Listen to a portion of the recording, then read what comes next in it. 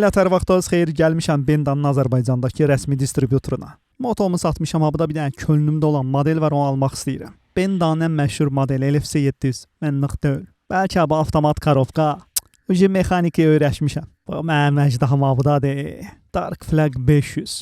Brembo əyləc sistemi, ABS, Traction Control, V4 silindirli, pnevmatik askı sistemi. Çox möhtəşəm motodur. Boyuma, komfortuma görə də ayarlar verildi.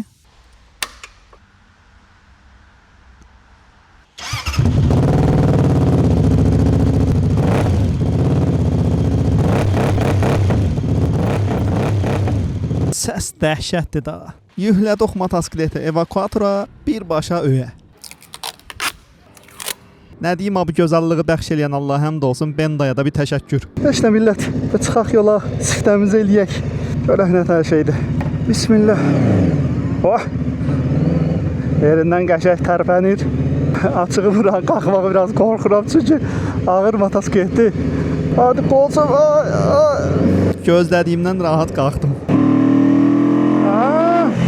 Yer gəlmişəm, Apkatkada olduğum üçün çox sıxa bilməyəcəm təbii ki.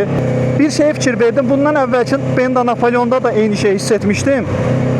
Sürətlər kutusu çox yumuşaqdır, çox.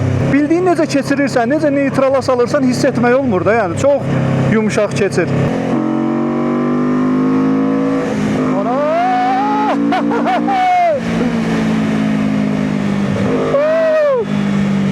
Motosiklet neredeyse 260-280 kilo ağırlığı var və təcrübədən anladım ki, həqiqətən ağır motosikletlər küləkdə ən stabil qalan motosikletlərdir və bu mənim üçün ən birinci önəmli şərtdir.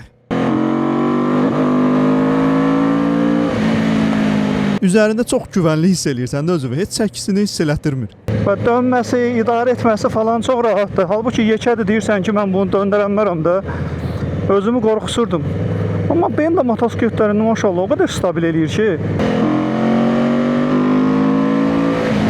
Apkatkadayım da, səs adam tırqalayır.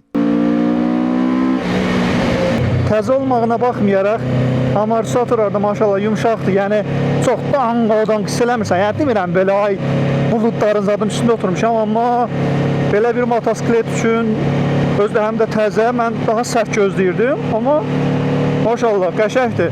Amma əminəm ki, benzini babat löqqüllədəcək.